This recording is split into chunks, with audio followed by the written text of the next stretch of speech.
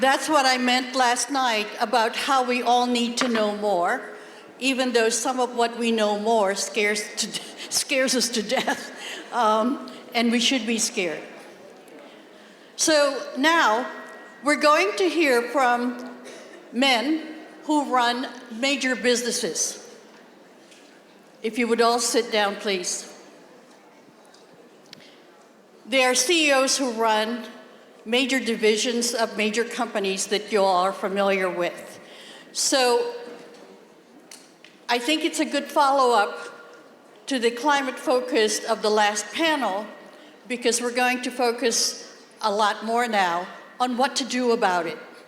So let me begin with our speakers, not in any order.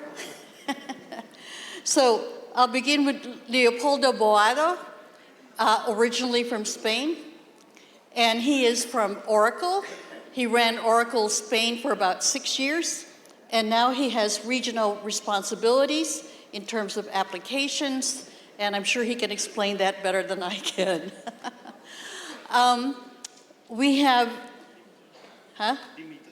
Dimitris from MetLife, and he is from Greece. Dimitris Mazarakis, and he was appointed head of MetLife Gulf, which also in 2018, but he also covers Saudi Arabia. 27 years of experience in the insurance industry. Jean-Paul, on my left, sure. Originally from? France. Okay. And he is the GM, the general manager for Sanofi Special Care for Greater Gulf. And he was country chair and general manager of Sanofi Gulf also from 2016 to 2020. And then I have, on my extreme right, left, this is why I don't drive. At all, is Mutasem Dajani, who is CEO of Deloitte Middle East since June 2020, and he leads a group of 6,000 professionals in 15 countries. And you are originally from? Jerusalem. Jerusalem, yes, yes. So let us welcome our great panel of CEOs.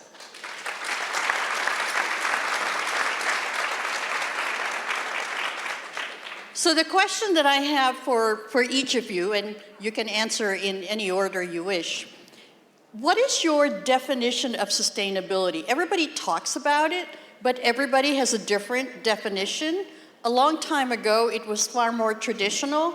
It seemed to apply primarily to environmental concerns. So what is your definition? Anybody? You want to begin? Mutasem. Okay. Is this thing working? Okay. So I think that's getting a broader definition every day. I mean, traditionally, when we talk about sustainability, what we think about, obviously, is the world around us, the immediacy of the world around us, and the way we live, the way we consume, and the way we go about our lives, and of course, the ability to keep doing that without impacting future generations. And that's really what has been, I think, the closest, most immediate kind of definition that's accessible to most people. But actually, I think when you think about it, there's an economic component, obviously, which is a lot of what's going on today in terms of the way we live, climate change, consumption, carbon footprint, all of that. But then there's, of course, a social aspect to sustainability as well. And when we think about the social aspect of sustainability, it's about, is the way we live sustainable? Are the decisions we take sustainable? Are they the best interest of our societies and communities? And if you think about the social aspect of sustainability, really what comes to mind are some of the development goals around sustainability, whether it's education or whether it's gender equality. I think you have to think about that, and that has to now be rooted in the definition of what we all think about when we consider sustainability. So there is the environmental aspect of it, and there is the consumption carbon footprint, output, input model, all of that. But I think really the social aspect, for me, captures a lot of what we should be thinking about when we talk about sustainability today. Okay, Jean-Paul? I would define it like the bridge between today and tomorrow, the link between our present and the future. The impact of what we do as individuals, our cooperation on the society overall, and the legacy we will leave through this action. And I must say my perception of sustainability has really changed a lot over time. First of all, through what I'm living in my company. When I joined Sanofi 14 years ago, basically, I mean, this was not really a topic, right? Then a few years later, it became just a topic, just projects. Today, it is really fully embedded into our strategy and even our business strategy. I mean, just reading at the purpose of the company, which is we chase the miracle of science to improve people's life, actually. That's really, I mean, has a very strong, significant meaning when it comes to sustainability. And of course, as an individual, it has really changed over time as well. I mean, I think that the turning point for me was when I got my first kid. I'm the lucky father of two, actually, a daughter of 11 and a son of 8 soon. And obviously, I mean, the responsibility and accountability that I was having actually since the first day I got a kid has really completely changed. I remember at school, for me, I mean, environment, sustainability was not at all a topic. It is today, probably every day at school, my children are getting actually exposed actually to environmental protection or to sustainability as a whole, and they reproduce this back at home. The pressure I have from my kids, actually, I mean, when it comes to water usage, to garbage disposal, actually is very significant. And they are looking at me really, I mean, challenging me even on what is the world that we are going to leave to them, and how me as a father, as an individual, as a man, I can have an impact to make it better, or at least to make sure that I'm going to leave a planet which is at least as good as the one that I had when I was a child at their age. Well, I have a friend who said that she was brushing her teeth and her son came in and turned off the water while she was brushing her teeth. And he said, "You are wasting water." So I think education regarding sustainability has infused the new generation's attitude. I'll tell you a story. I'm not going to tell you everything about my life, but at home, actually, I need to turn the water for quite a while before getting hot water. And my kids are basically telling me, it doesn't matter, let's get a cold shower, right? Which I don't really like. But yeah, this is exactly what you're saying. Yeah. Thank you. Leopoldo? Yes. So first of all, thank you very much for the invitation. It's a pleasure to be here. It's really an honor to be here. So sustainability for us, and especially for me. And we were talking about the difference between the past, the present, and the future. So I think sustainability is the ability to meet the present needs without compromising the future generation. Okay, so this is quite clear. And we are looking right now at sustainability probably in a totally different way at what we look in the past to sustainability. It was mainly environmental. Right now is social, is mainly economic. We are looking at growth, sustainable, and this is exactly what governments and also private companies are looking for. So there is a total change. And we in Oracle, we are really committed to sustainability. So the commitment is by 2025 to have all our operations powered by renewable energies. And we have a 2050 policy to have net zero emissions. And yeah, thank you.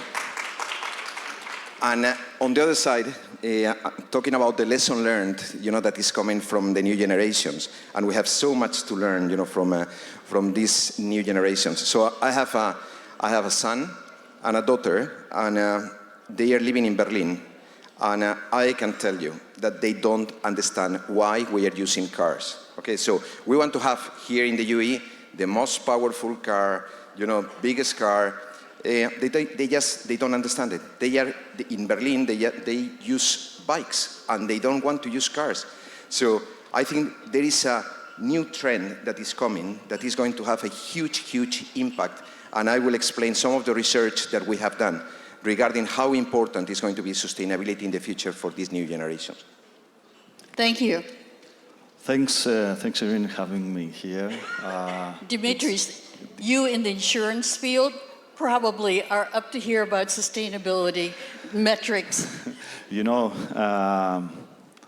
in MetLife, we have our purpose in MetLife always with you, living a more confident future. And I could say that this is quite close to whatever we're talking about sustainability, because sustainability is not just for today, how we're going to ensure the quality of life today, but also how we're going to secure the quality of life of the future generations, and at the same time, how we are going to secure the planet. So I couldn't agree more with my colleagues here.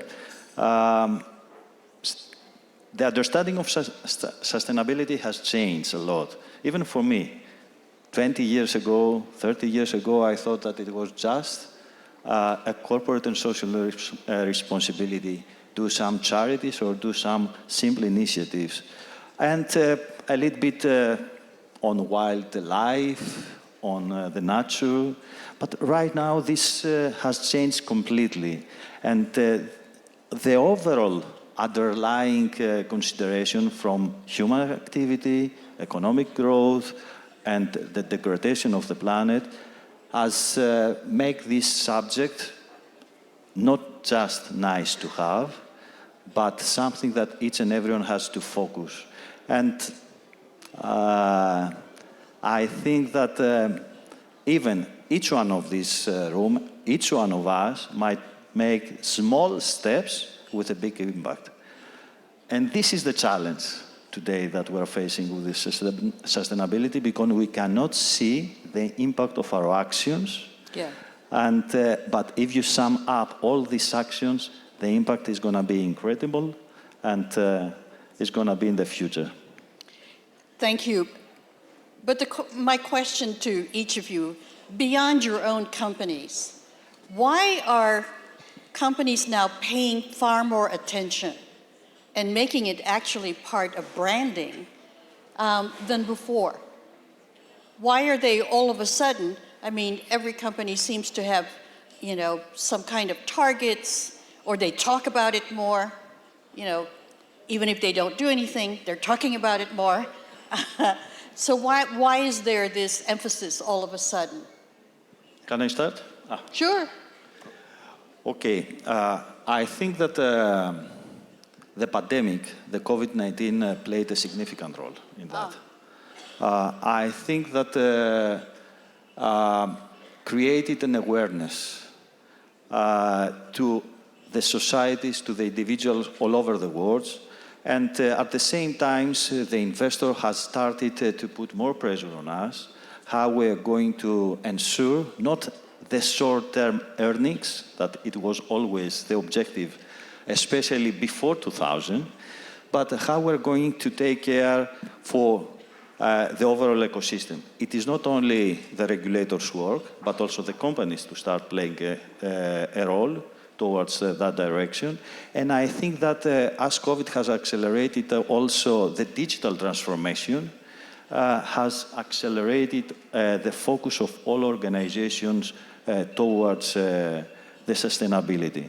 Sustainability and has become environmental, social, and government consideration. Leopold? Yeah. So, yeah, I think COVID has played a clear role in this transformation, in this change. So it has really spotlighted sustainability, social aspects, and also something that is very important, that is health.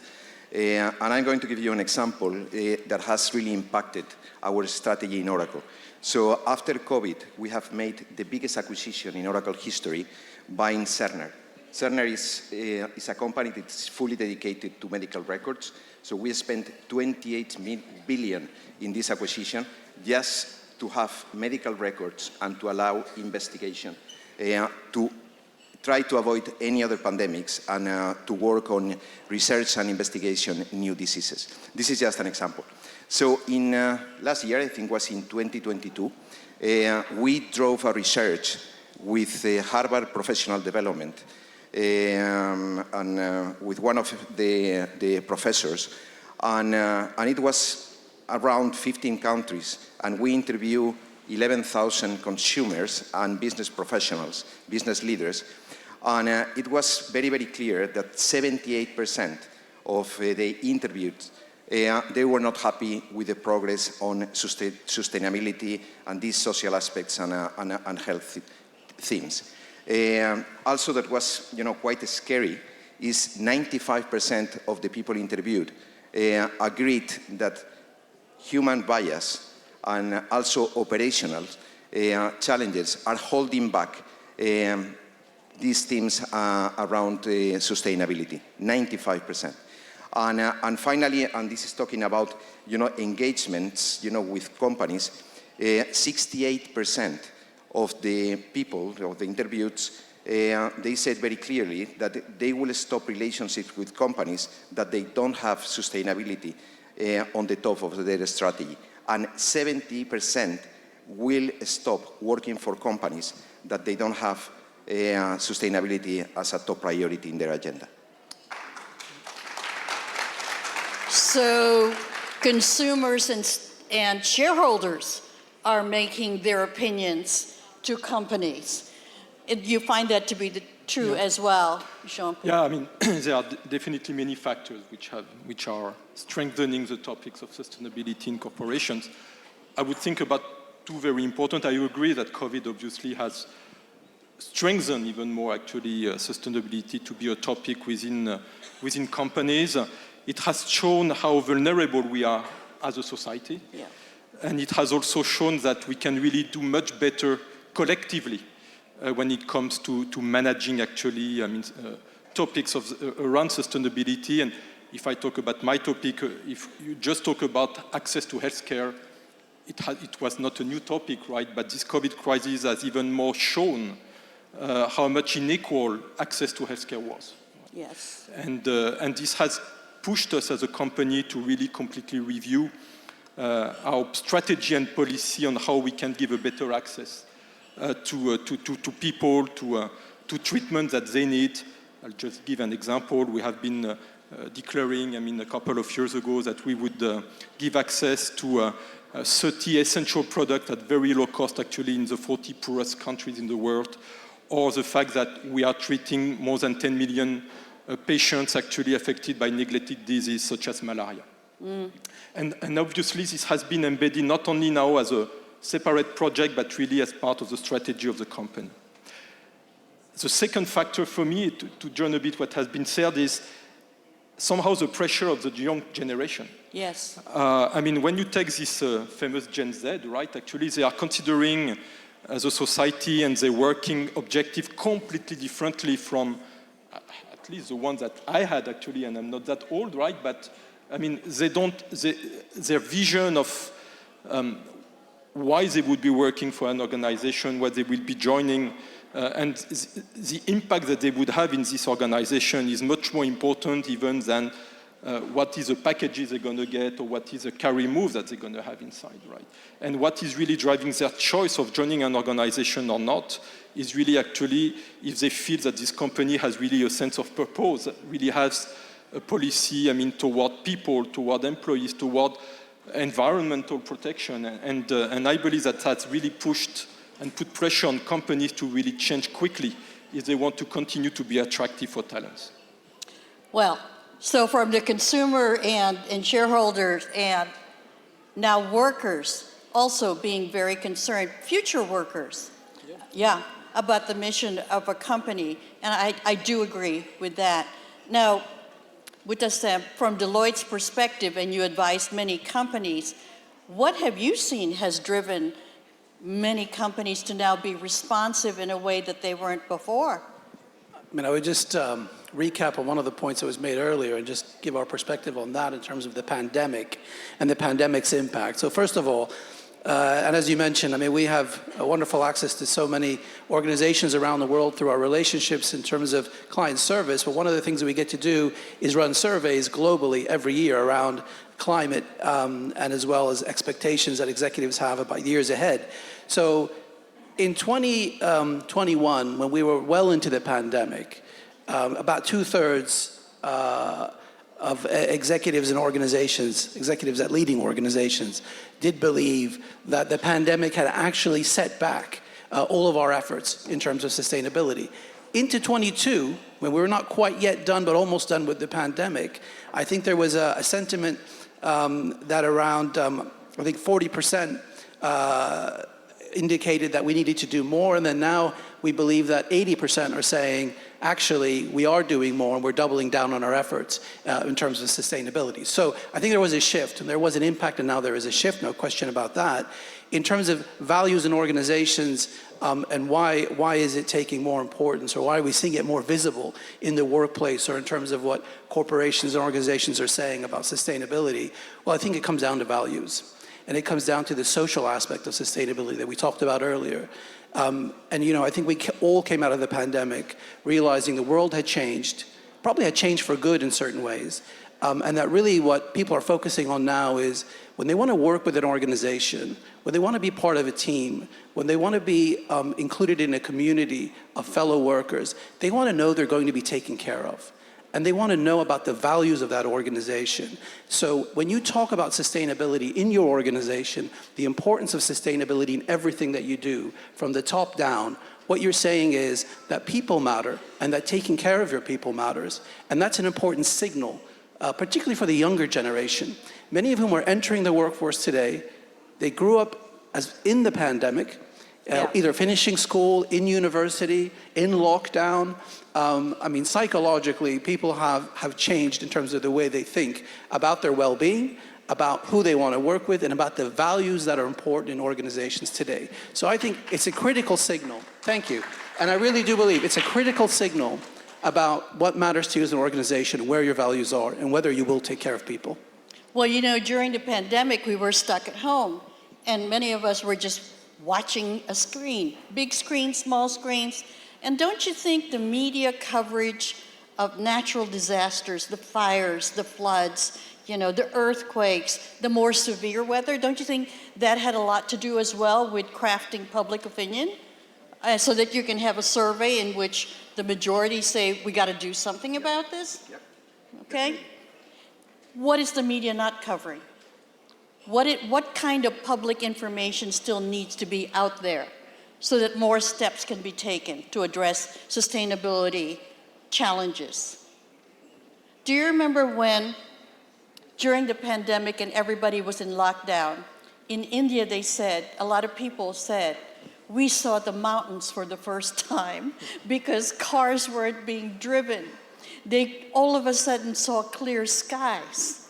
Don't you think that that's a public message that you don't even have to drill down? But Ali Formawi mentioned earlier, you can have knowledge, you know what's needed, but there's a level called responsibility. You can have the ambition of wanting to address climate change as a company, but making changes happen, that's a totally different animal, if you will. What could be a driver for companies to address it much more quickly and much more proactively than they have done so far? Anybody? Well, if you're talking about a driver for change and driver for action, I think it comes really in every organization today. You talk about tone at the top, and you talk about how the culture has changed in organizations around values and around social sustainability. So I think if you want to just talk about being more inclusive and caring about the impact on everyone, I think one of the things that we did learn over the years and what studies have shown, if you think about, again, going back to the UN development goals around sustainability, so education and equality, inclusiveness, the impact, by the way, on women in terms of disruption that is caused by climate change is disproportionate. I think that's already been demonstrated in terms of the developing world and what the impacts are of industrialization and climate change. So I think in our organizations, we have to think about that, and I think we have to think about how we conduct ourselves in society. I think we have to think about how we message to our people, as well as to our clients, about the importance of those development goals and what we're going to be doing about them. So that is an important part of decision making, I think, in every business today. And that's just one area I think that should be focused on by anyone that's a leader.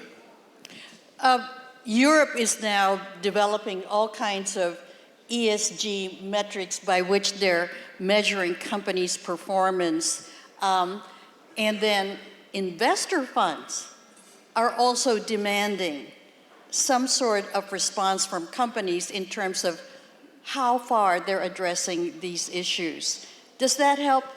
Do you think government regulations that are now coming down the pike, is that helpful in terms of driving earlier change and greater change in terms of actions on the part of companies or any other institution? Yeah, sure. I think he has a huge impact in promoting compliance inside the companies, and is helping every company with the best practices regarding sustainability. Again, there is a huge pressure right now in the companies coming from the newcomers, the new generations, and also for those companies that we are serving customers, also our customers are asking us if we are complying with these metrics. So definitely, and it's not only in Europe, UAE has launched the 2050 zero emission policy, right. And I think it's the first country in the Gulf that is addressing this issue, and I think this is going to help all the companies in the Gulf, to comply with these targets and metrics. I think it even becomes a selling argument, right? Even for business, actually. So beyond, yes, you have index as stock exchange now, really measuring the contribution of companies and how much actually they have integrated sustainability strategies within actually the overall business strategies. And I think this is something that is very much looked at by investors, right? And that can be quite decisive actually on the valuation of the company today. But even beyond this, it can really be also, yes, as I was saying, a selling argument. I just take one example in healthcare. Actually, we are talking a lot today about the decarbonization of healthcare through different tools, like, of course, more usage of digital, but also changing the way we are delivering products, actually, or the way we are using the products, and so on. And that becomes as well, a significant argument when you address yourself to the authorities or even to patients or healthcare professionals, showing that you are not only here to provide treatments, right, but to take the overall ecosystem into account. And that also, is a way to make a difference versus your competitors. So that's also bringing an additional interest beyond all that has been said already, which is obviously even more important, but that's placing an additional argument on why actually as a company, this is a topic which is today actually among the 2 or 3 top priorities in the overall strategies of corporations. It is an area that needs more work, though, because although all organizations want to report important information and share information about what they're doing in terms of metrics or achievements around sustainability, just think about the fact that it took over 100 years to get to common financial reporting standards around the world that are used today. That took a very long time, huge effort, and we still have scandals, and we barely understand sometimes what companies are saying about their performance. When you think about what the standards are and the form of reporting is around sustainability, we're trying to get that sorted out in 5 or 10 years.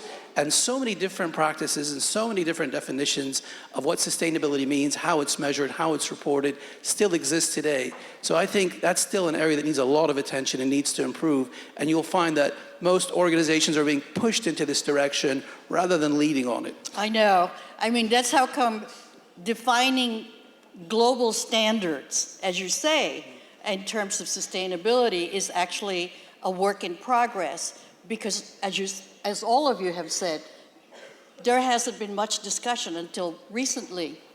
Dimitris. I wanted to add that I couldn't agree less that the introduction of KPIs is on the right direction. And, I'm an actuary in a profession, so I could always use numbers and KPIs in order to assess the different decisions. At the same time, as you said, this is a work in progress. We are in the baby steps in all that stuff, and we have to take into consideration the complexity of what we're talking about. And we have even examples, and I don't want to say names, companies that are doing quite good, let's say, in environmental aspect of ESG, but not good that they are not that good in other aspects. And this creates a lot of What other complexity. aspects, Dimitris? Build up on that. It might be in corporate governance, or because we're talking about these three, environmental, social, and corporate governance. Because the main challenge that we're facing is how we're going to balance the short-term objective and goals with the medium long-term objective and goals. So the one is that it's good to have all these KPIs. At the same time, as you said, we have to take into consideration the complexity. There is no one-size-fits-all solution across the countries, across the industries, across the different companies. And the most critical for me, and I want to use the example of accounting. Just think that most of the companies today, or all the companies, they are using IFRS 4. Right now, we're going to IFRS 17 in order to have a better comparison about our performance as a private organization. And this is something that has been involved over, I don't know, a lot of years, while whatever we're talking about ESG and KPIs is something in the early stage. For us in MetLife, our global CEO has made, I could say, a bold public commitment to be, MetLife to be, by 2030, in the top quartile of organizations regarding sustainability and especially diversity, equity, and inclusion. And this gives us the opportunity to measure ourselves against a moving target which defines the best of the best. Thank you. It is a moving target. All of you have mentioned the social component of sustainability. So let's go deeper into that. This is an audience that clearly knows that equality, never mind just gender equality, but equality in all measures, isn't here. How does it mesh with sustainability goals?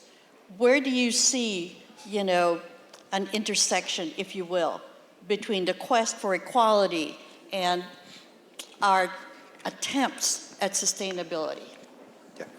So I think sustainability, it's about, it's everything about being social, it's about being social fair, justice, and of course, gender equality encapsulates inside these concepts.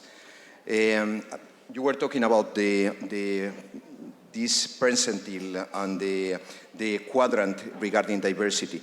There is a study from McKinsey that is saying that the companies that are in this diversity percentile right now, they have 25 more chances to be over average in terms of performance than the rest of the companies. And this is very, very clear.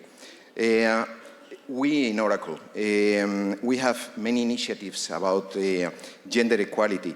And one is, what is probably the main one that we have, is Oracle Women Leadership. I'm the executive sponsor for Oracle Women Leadership in this region. Yay! Yeah, of course. And I'm an ally, and I can tell you that we are making very big progress and very big steps. So the first one, and I'm extremely proud to say it, is that we have a CEO, a female CEO in Saudi Arabia. And this was something that was impossible to think some years ago. We have also a female CEO in Qatar, also showing that this is moving and we are moving in the right direction. So at the end, it's about engaging diverse workforce, it's about inclusive leadership, and really foster this sense of belonging to the company. So for sure, there are a lot of things that we should do, but I think we are moving in the right direction. Good. Qatar and Saudi Arabia. Yeah. The study, that Leopoldo was mentioning showed that more women on boards and in senior management of companies show a greater responsibility and responsiveness to climate change challenges. So more women on the boards, more women CEOs, and a quicker response, if you will. So going deeper into equality, you had mentioned developing economies, which tend to suffer more from natural disasters, and it's usually women and children who Yeah. get killed in those floods and fires, Sure. et cetera. That is one aspect of it, the climate aspect. If we go back to the social aspect as well, so if women are deprived from equal access to education, that necessarily has an impact on their participation in the workforce and opportunities that they have to equally participate in the workforce as well. And generally, I think the number is something like $16 trillion are taken out of lifelong economic growth if women don't have that equal access. So the gap in terms of education that leads to the gap in terms of workforce participation or equal opportunity in terms of work definitely is bad for society, not just bad for women. Okay, so that's something we have to remember. And that goes back to this whole issue about, how are we going to do better for everyone in terms of social sustainability if women's equality is not addressed? So that's an issue that starts at education, it continues in the workforce, and therefore when you're talking about an issue like gender equality in the workplace, access to leadership opportunities, not just employment, but leadership opportunities, you're talking about really what's best for society in terms of social sustainability as well. Those issues are inextricably linked, which is why gender equality and quality education are goals in the Sustainability Development Goals of the United Nations. So I think every organization has to onboard that thinking. Every organization has to consider the fact that when it's looking at gender equality, when it's looking at leadership roles for women and equal access and representation across the organization, that's actually serving not only the sustainability agenda, but actually society as a whole. So I think that for me, at least, as a leader in an organization, that connection is very clear. And I think it should be clear and is becoming clear for most organizations. Jean-Pierre, a lot of women, even in my country, the United States, have limited access to quality health care. That is an economic issue. And it worsened during COVID because those from poorer communities had less access to vaccinations quickly. Is that something that you think could be improved upon more? Overall, actually, anyway, as I was mentioning, and not only for women, but there is a very big inequality when it comes to access to healthcare. And in some regions of the world, actually, and even in developed countries, you were mentioning the US, actually, it's even more acute, right? Yes. And obviously, for different social reasons, it is impacting more women and even children, actually, than it is for men who generally, in some of the society have a job, actually, or have actually a priority access, right, for different reasons. But overall, actually, there is a lot of improvements to be done when it comes to access to healthcare. And I think as a healthcare company, we have also a responsibility in ensuring that this is the case. And that actually you have a certain number of action and policies that you can implement to make sure that you will give an equal access actually to vaccination when it comes to vaccination, but overall to a better care actually, whatever your gender. I think beyond this actually, companies today really, as it was said, understand that the way to measure success is not anymore only, through your sales performance, but that there are also a certain number of other metrics that matters. And in particular, we were mentioning sustainability, but also actually when it comes to diversity and gender balance.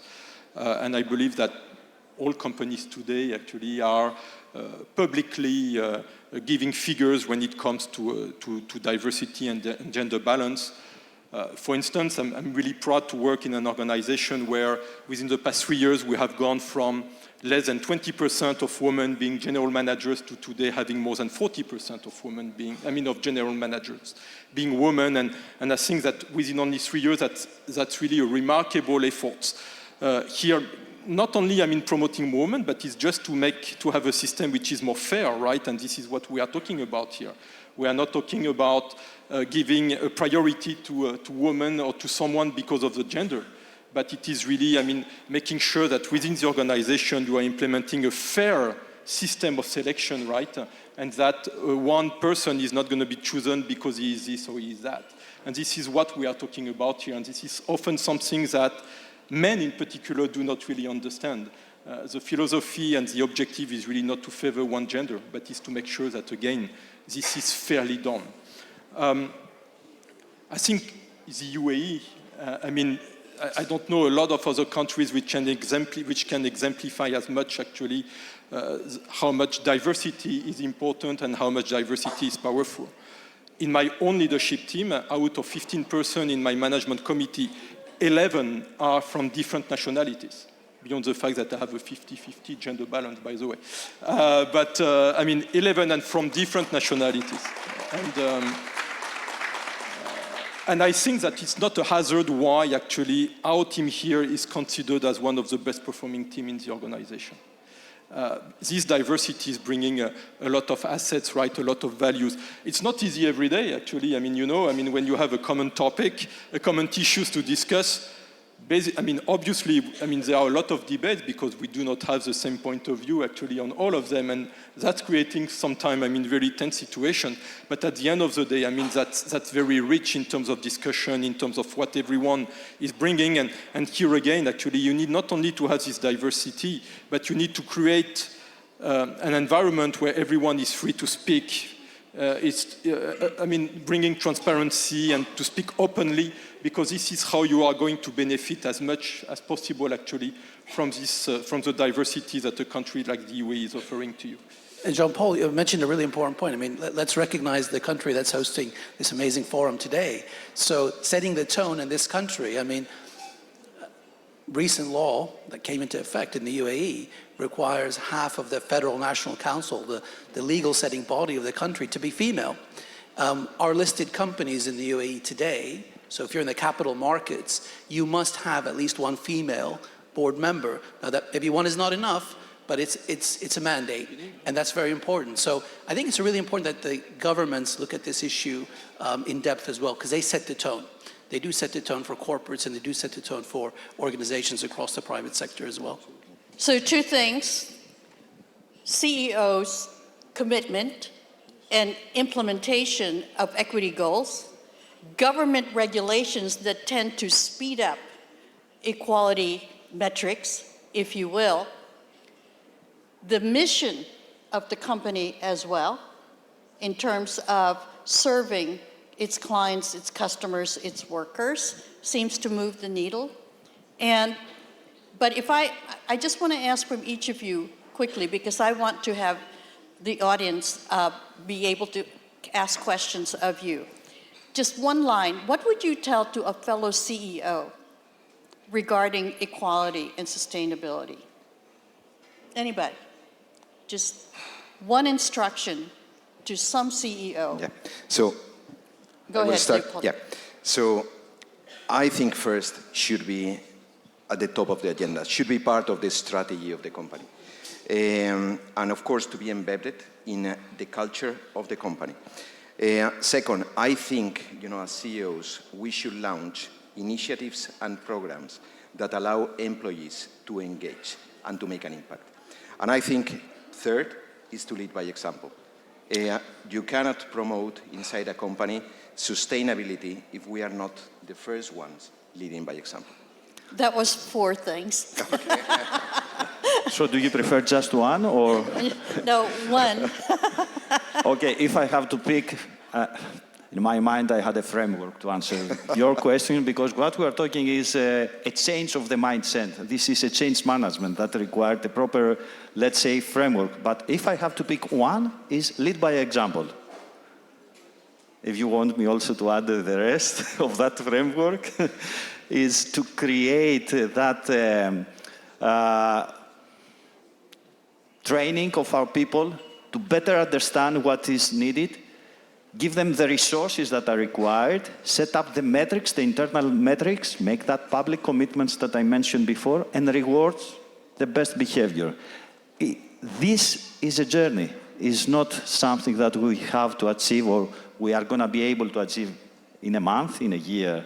And we have seen the progress. And I assuming having that discussion and having that alignment among us here, this is an indication that something important has happened all of this year. Thank you. I would tell him, let's walk the talk together, right? Because, yes, he has to set the tone at the top of the organization, but at the end of the day, it's the responsibility of all of us senior leaders actually to make it happen at all levels of the organization. Maybe I'll be a little bit controversial. Oh, be controversial, Well, please. Someone needs to be eventually, I think. So, as a male leader, I would say to my fellow male leaders and to others in organizations where maybe a lot of the decision-making is dominated by men, which is don't resist and don't be afraid of quotas. Because quotas usually have very positive impact in the unintended areas that you're trying to improve in terms of equality. I'll give you an example. So in our own organization, and I'm talking about our Middle East team, and I know Rana is cringing. My People on Purpose leader here, my wonderful People on Purpose leader, Rana Selev is here, and she's cringing as I'm saying this maybe, but I'm oversharing, but actually we were struggling to increase the representation of senior leadership coming up through our organization. A lot of people in our business, legacy decisions taken in the past have put people in positions today where they've risen to leadership roles. So to make that change happen is really hard unless you start thinking about, level setting the playing field in terms of the access by women to leadership roles. So one of the things we started to talk about is, well, let's at least say we should have a disproportionate representation of women in leadership roles, which can be done quickly. And that sets the tone for the rest of the organization. What we found out was very quickly, maybe in a few years, Rana, we already are seeing that the intake that we have is now higher in terms of women than men. We crossed 51% in terms of our graduate intake of people last year. And I have a feeling that's going to go even higher than 51%. But you set the tone by taking decisions that sometimes are hard, and quotas can help. Quotas can help. That's my favorite line. Can Sure. I say something here? So when we appointed Riham as the country manager, as the CEO of Saudi Arabia, our CEO, which is a lady, is Safra Katz. It's a very, very strong woman. They asked her, why Riham? Why this lady? And she said, is the country manager, is the CEO, not because she's a lady, it's because she's the best. And she's the best. And the only thing that we have done in Oracle is removing the barriers and the obstacles for her to show that she's the best. Safra Katz is a very powerful woman, so you're lucky to have her. Okay, questions. Come on, people. Yes, there's a mic there. Yeah. Just come up to the mic. Anybody who has a question. Where's the other mic, Larry? Over there. Okay. Go ahead. Hi, thank you very much. Your name and your country. Isol Corsenet, France. I'm head of public affairs for the new Decarbonization on Blockchain project, preparing for COP28. I'd like to address a fact as much as a question. The fact is the following. It has been revealed this year that 90% of the carbon credit offsets validated by one of the 3 major protocols were actually phantom carbon credits. That's 90%. And the question would be, you as leaders, how do you intend to react to this failure from the carbon credit market? Carbon credits. Carbon credits, 90% were? Phantom carbon credits. Okay, explain, just for the audience. I happen to know that only because we came from Thailand and they told us what that means. Basically, when you pollute, you can offset a carbon credit. If you're going to want to pollute more, you can use that pool of money, imaginary money, to do other things or to reintroduce the carbon credit into other markets. For example, ONGs, reforestation projects. It's supposed to help quantify SDG goals for your enterprise. And it has been revealed that it's kind of like a fake currency now. You have blue shells and you're trading them for red shells. They have no value. Okay. Anybody dare to respond. You wanted to have controversy, Irene. Well, that is a got it. headline. That is a headline that certainly shocks. And I don't know about the veracity of the details around it, but certainly that's disappointing to hear. And certainly I would say any organization that is looking at carbon credits as an offset mechanism needs to consider that very seriously. And there should be a standard around what are, I'm talking about regulation here effectively, I guess. There is. And I'm not an expert on carbon credits, but certainly if that's a fact, that certainly requires some kind of a standard-setting body to look into what are defined as acceptable carbon credits versus what you're saying is in the media now about these phantom credits. So it's certainly a certain issue, and that certainly is a shocking headline to hear. But absent, again, back to standards. Standards are important when it comes to sustainability in any aspect, whether you're talking about data, whether you're talking about regulation, whether you're talking about reporting. But this sounds like an area that needs attention. The alarming fact is, this is a standard, actually. It's already the standard established that's being revoked, in a sense. Yeah, well, a lot of companies have been found to be guilty of fake phantom credits, if you will. Anybody else want to answer that? Or you're too scared? Just kidding, just kidding. It's not a problem of being scared. I mean, obviously, I mean that's a more global actually issue than just one single corporation, right? And what I know is what I can do as a company actually to contribute to the decarbonization eventually of the economy, and that I know, that I manage.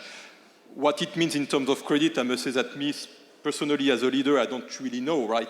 But what I can do when we invest to improve actually the way we are, to improve the carbon footprint of our factories, or what we've done actually to decrease significantly the consumption of water. Every year we're decreasing by more than 10%, between 10 and 15% consumption of water, of what I can do me as an individual, as a leader, to ensure that within my organization we decrease the number of paper print. This talks to me, right? And that's what I can do me as a leader concretely to really contribute to the environmental protection beyond actually these more global issues. And as an individual or as a leader, I think that matters as much as well. Rana, you have a question or comment? Okay, thank you.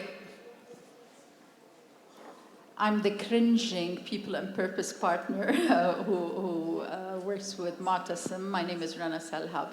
I'm from Deloitte. I'd like to comment on actually this question. At Deloitte in the Middle East, we offset all our carbon footprint, and that's money basically, other than, of course, the programs. The challenge we have is we have standards on who to offset the carbon footprint, dollars, if you like, with. And this region, the Middle East, doesn't have many accredited companies that comply with the standard. So we have to imagine we are creating that carbon footprint because our advisory service requires travel. We don't like that, we're trying to reduce it. But when we need to give back to society to offset this, we have to send the money elsewhere in the world. So for those who are or have roles in the Middle East, I ask you please to look at this. I think we can do some effort to have certified NGOs, companies, projects in the region so that the money could go to them because we could use that. But we're very compliant and we just send it outside. Thank you. I have a question from your esteemed panel. An area that I think you all have influence in is the company you keep. Your providers, your third parties, and you have those, even if you get laptops for your companies, down to the caterers that come. How do you ensure that they meet your values and your standards in sustainability? Because if sustainability or DEI, if we say X company will only accept a provider of services that has X percentage of women in leadership or on boards, or that has a clear sustainable goal, we shoot out all the rest. That will force all our providers who are all across the world, the smallest, the biggest, to behave differently. Do you agree? Do you do anything about that? Thank you. Yeah, I fully agree. I can tell you about my experience at Oracle. We have a very strict screening process in terms of selecting providers and making sure that the current providers are meeting these objectives. So yeah, for us it's a top priority. and also in the companies that we have collaboration with, and even with our customers. Okay, in many cases, we are not working with customers that we believe that they are not meeting these requests. This was an issue, for instance, just to give an example to the audience, in, was it India, where there was a fire in a factory, a clothing factory. A lot of clothes are made there, and almost all the employees were women. A fire broke out. They all died because sometimes they lock the doors, you know. They're part of a supply chain. So then it created a movement on the part of apparel, of luxury brands, apparel brands, to look at who are our vendors and are they really complying with the standards and mission of the parent company. So this is very, very important. Dimitris? I fully agree with that, and I think that the procurement strategy is one of the tools that each and every one of us, each and every CEO has in his portfolio or her portfolio in order to support that shift that is happening today. When you're partnering with someone, when you getting any service, you have to take into consideration, and we have seen that there is an increasing trend. Yesterday, I had a meeting with my friend, my colleague, and the Chief Diversity, Equity and Inclusion Officer in MetLife, and she told me about a story about a meeting she had in New York with Citibank. Do you want to share that story? No, I prefer you. You can do it better. There is a microphone there. A story that demonstrates that, yes, there is increasing trend towards that direction. And all together, we're going to create that network that will change the status quo. Okay, Cindy, quickly, because I have a question here. I'm not going to belabor and talk long. It's just the example that you just mentioned is the importance of also making sure that you're doing business with companies that care about DEI and have metrics and are working, focusing on the behaviors as well. So Citi wanted to make sure that we walk the talk, that we were going beyond the sustainability report, beyond what's being printed, to really having conversation, and that opened us into best practice sharing and seeing where areas we could impact together. So that was really what the meeting was about. Thanks for bringing that up. Thank you. Thanks.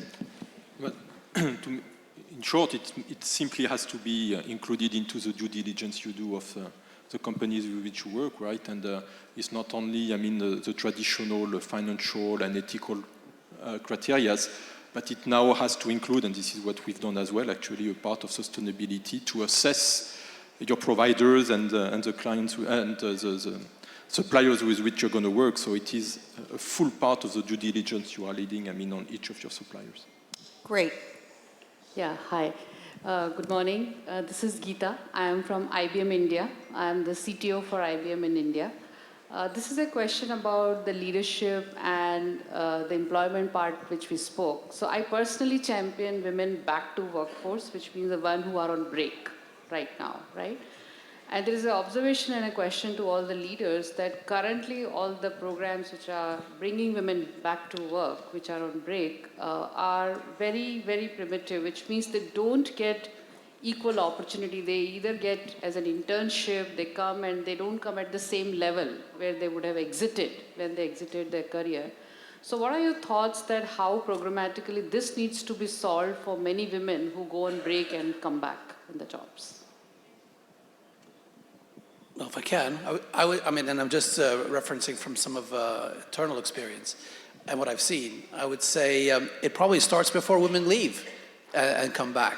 So I think as part of the policies that are in place in leading organizations, what you would want to see is the flexibility around the ability to take time off, even years, for any reason, and that if you're coming back to work, there are guarantees or there are minimum thresholds that are there for you to know that you can come back, maybe not initially full-time, maybe initially flex time, and then full-time, but at the grade or at the level that you departed. So I think the policies are what support, let's just say, the mobility by women leaving and coming back, I think it's, it starts before you leave, actually. It's not an issue to be addressed when you return to work. It probably should be there as knowledge, as comfort for women that they can make that decision. They can be empowered about making a choice not to be working for a period of time. And we all know the obligations that sometimes women have and the demands that are placed on women socially as well as at work. So they need to be able to address those things. You need to be able to introduce the flexibility around that. We have programs like that at Deloitte. We are as flexible as we can be, I think, but you'd like to see that everywhere in terms of the choice being possible and the really peace of mind that you can come back and you can come back without having detrimental impact to your career path. Thank you, and I want to thank this terrific group of managers at the most senior level. I'd like to clone all of you because we need more. The fact of the matter is that a lot of CEOs still have to be convinced that somehow gender equity is a business strategy, that it's not, CSR or charity, as I mentioned last night. And clearly, when you say it should be embedded into the mission and embedded in implementation, and that we all need to walk the talk, as Jean-Pierre mentioned earlier, that's not always the case. Please lead other CEOs in your networks and in your radar to do what you have been doing. Please give them a very warm applause. Thank you.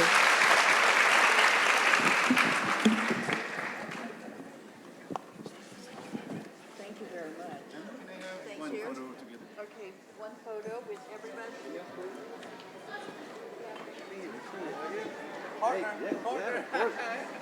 You are the partner. We need to do more here.